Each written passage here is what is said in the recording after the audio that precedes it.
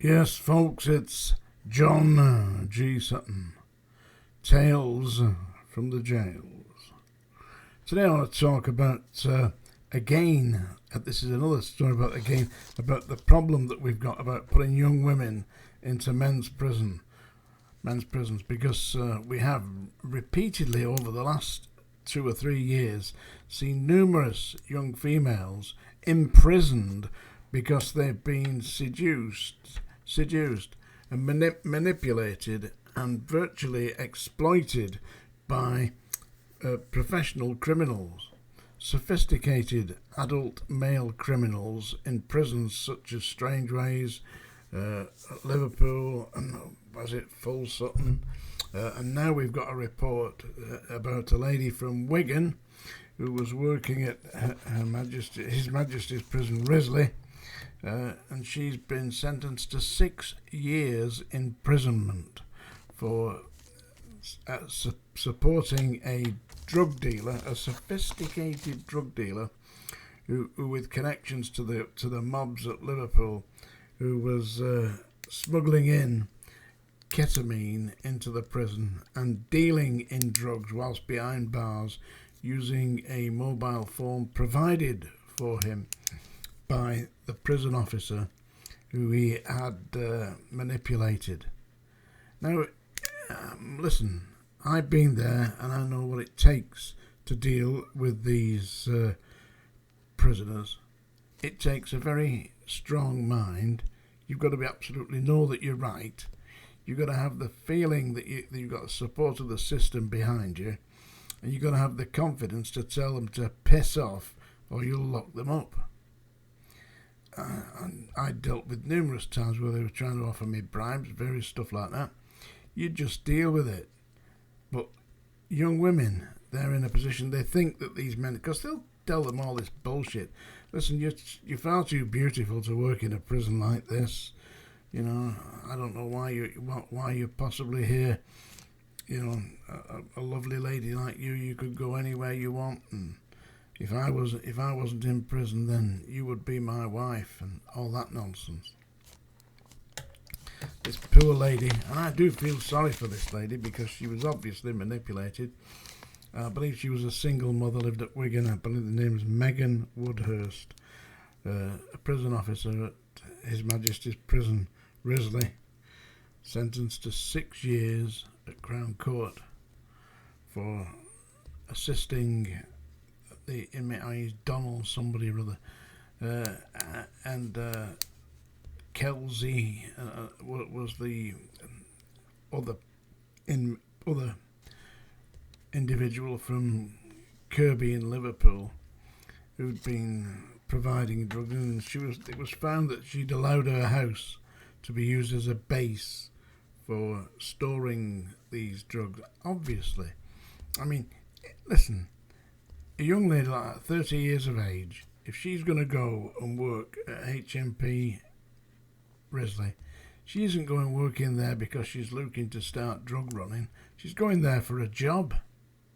And it's my opinion, and it is my opinion, that the Ministry of Justice and the Home Office are at fault here for placing these young women at risk.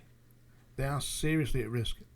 Where is the health and safety? What research has been done into the idea that these people are vulnerable? They are young women are being put in seriously vulnerable positions by their employer.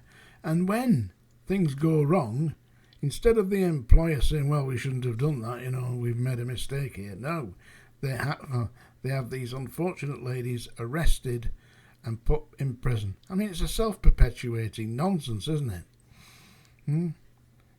The prison system is eating itself alive. It's a form of cannibalism. And we've got problems with the police as well. According to the Metropolitan Police Commissioner, 150 police officers are awaiting investigation on allegations of sexual misconduct. What's going on? I mean, we have police officers who have been recently in prison for murder, raping women. In my day, back in the 50s and 60s, you're talking unheard of. absolutely unheard of. And the police wasn't just considered to be a job that you did because you were earning a wage. You did it because it was a calling. You wanted to protect society. It's not like that anymore. And according to the latest research from the the Police Federation, they're saying that 20% of police officers want to get out. They want to resign, and they will be resigning at their earliest opportunity. It's also been reported that the value of the police pay has been reduced over the past 5 years by 28%. This is because of inflation, and the police, like many other civil service jobs and very other public services, have been on wage freezes. Do 3-year wage freeze, with inflation running at 6, 7, 8, and nowadays it's 11%, and you're on a pay freeze. It won't be long before you run out of the ability to buy yourself food to go to work. The whole system's bollocks, if you ask me, and somebody wants to take the government by the scruff of the neck and shake them.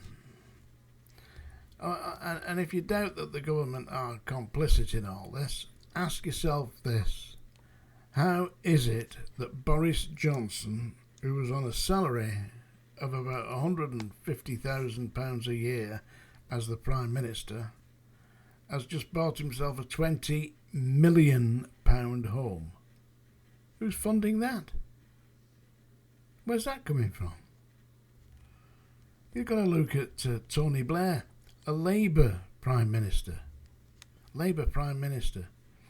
He owns about four or five different homes. Total value of his real estate is in excess of £200 million. Where is all this coming from?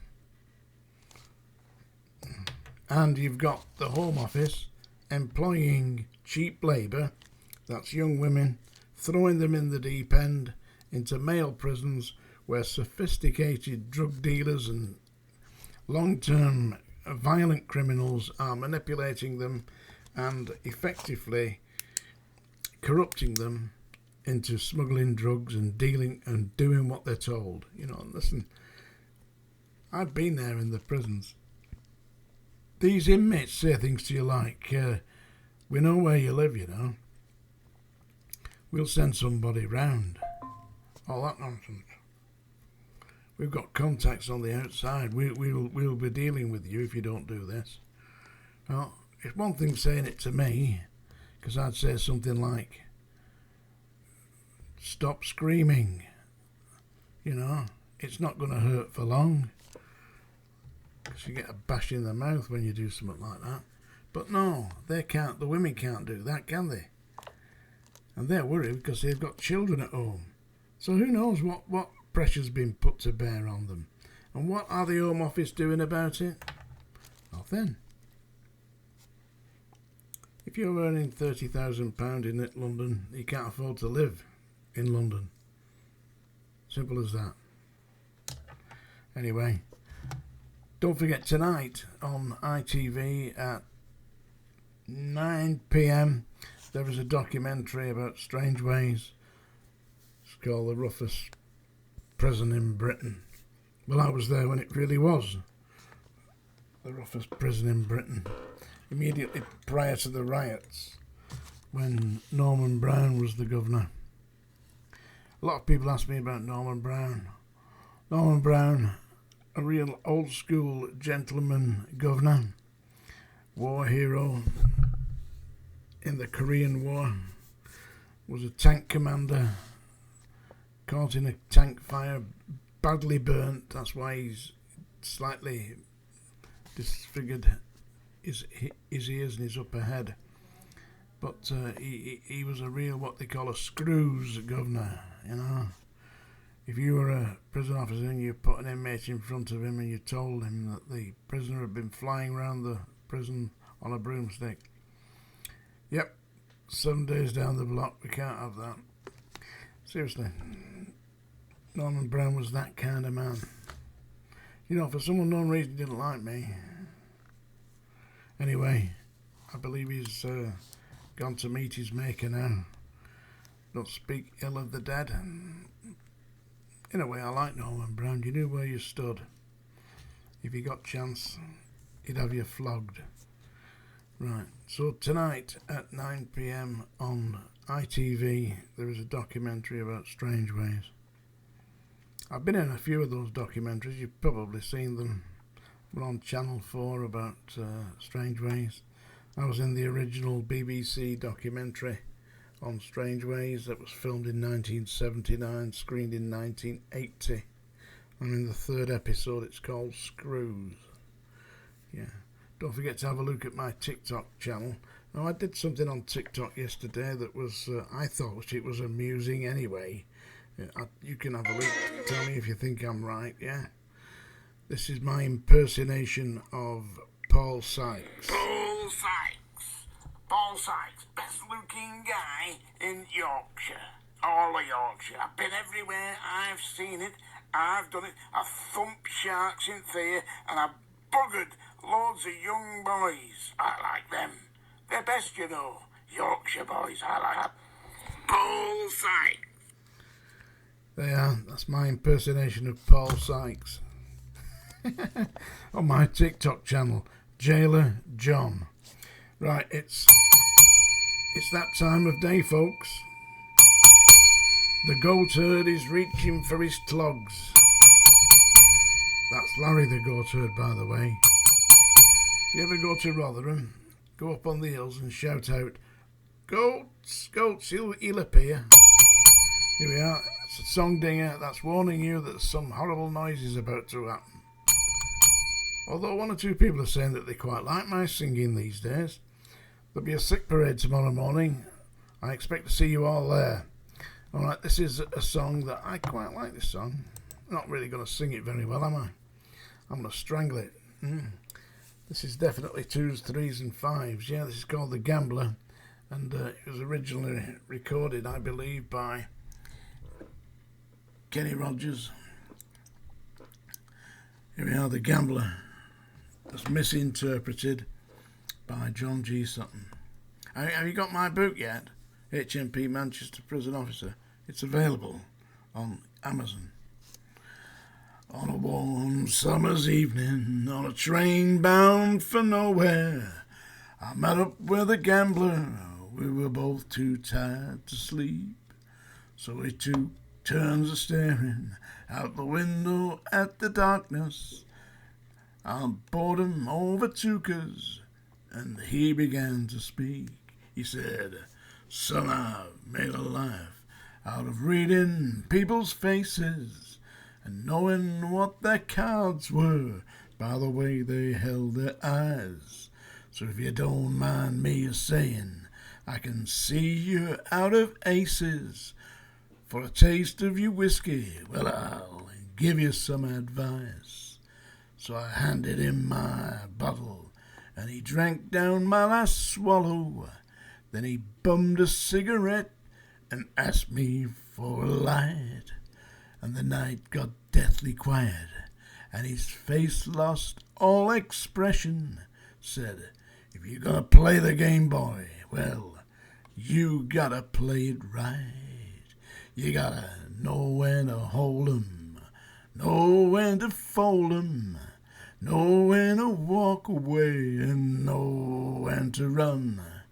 You'll never count your money when you're sitting at the table. There'll be time enough for counting when the dealing's done. Every gambler knows that the secret to surviving is knowing what to throw away and knowing what to keep. 'Cause every hand's a winner and every hand's a loser, and the best you can hope for is to die in your sleep." And when he'd finished speaking, he turned back towards the window, crushed out his cigarette, and faded off to sleep. And somewhere in the darkness, the gambler, he broke even. But in his final words, I found an ace that I could keep. You gotta know when to hold 'em. You gotta know when to fold 'em, know when to walk away, and know when to run. You never count your money when you're sitting at the table. There'll be time enough for counting when the dealing's done. There you go. The Gambler by Kenny Rogers. Some people say I look a little bit like Kenny Rogers. I hope so. I hope not. He's fucking dead. Thank you very much.